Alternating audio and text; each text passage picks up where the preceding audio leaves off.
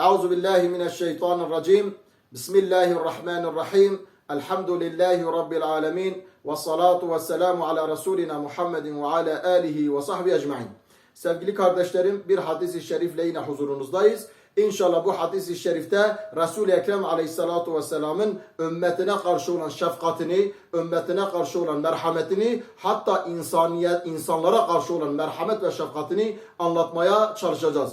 Resul-i Ekrem aleyhissalatu vesselamın bir insanın Müslüman olması, bir insanın İslam'a girmesi için neler yaptığını, nasıl çabaladığını bu hadis-i şerifle öğreneceğiz inşallah. Rabbim Celle Celaluhu bu hadisler Resul-i Ekrem aleyhissalatu vesselamın tebliğ ve irşat metodunu bizim hayatımıza geçirsin inşallah.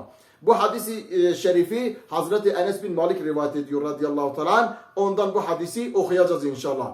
An Enes'in radıyallahu teala anhu, Hazreti Enes'ten rivayet edilmiştir ki kâle, diyor ki Hazreti Enes, kâne gulâmun yehudiyun yahdumun nebiyye sallallahu aleyhi ve sellem. Bir çocuk var idi, Yahudi bir çocuktu. Bu çocuk Peygamber aleyhissalatu vesselam'a daima hizmet ederdi. Yani Peygamberin meclisine gelirdi, Peygamberin ihtiyaçlarını gidermeye çalışırdı, Peygamber'e hizmet ederdi.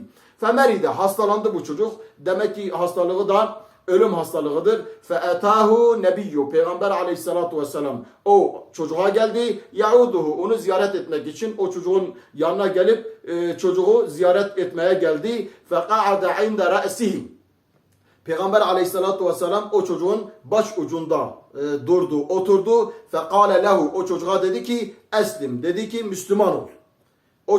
O çocuğa İslam'ı anlattı, Müslüman olmasını tavsiye etti.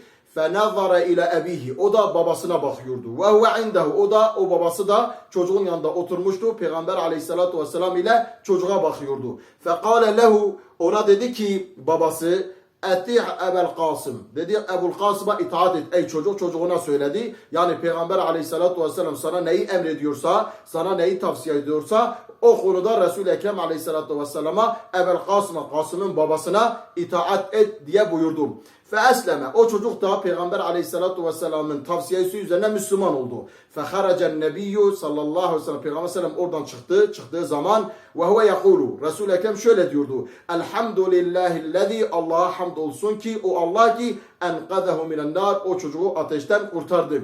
Yani bir insanın kafir olarak ölmesi, münafık olarak ölmesi, müşrik olarak ölmesi cehenneme ebedel abad kalması demektir. Resul-i Ekrem aleyhissalatu vesselam ümmeti kurtarmak için, insaniyeti kurtarmak için, cennete girmelerine vesile olmak için var gücüyle çalışmıştır. Onun için her Müslümana lazımdır ki Kur'an'ı iyi öğrenmek, Resul-i Ekrem aleyhissalatu vesselam'ın hayatını iyi öğrenmek, önce kendi hayatlarına geçirmek, sonra insanları o ateşten kurtarmak için çabalamaları lazımdır. Bu hadis-i şerifte de bunu bize öğretiyor. Resul-i Ekrem aleyhissalatu vesselam'ın İslam'a, Müslümanlara nasıl yardımcı olacak, insanları nasıl İslam'a dahil edecek, nasıl bir gayret göstermiş onu bize gösteriyor. Rabbim İslam'la yaşamayı, İslam'la ölmeyi cümlemize nasip etsin. Ve sallallahu ala seyyidina Muhammedin ve ala alihi ve sahbihi ve sellem.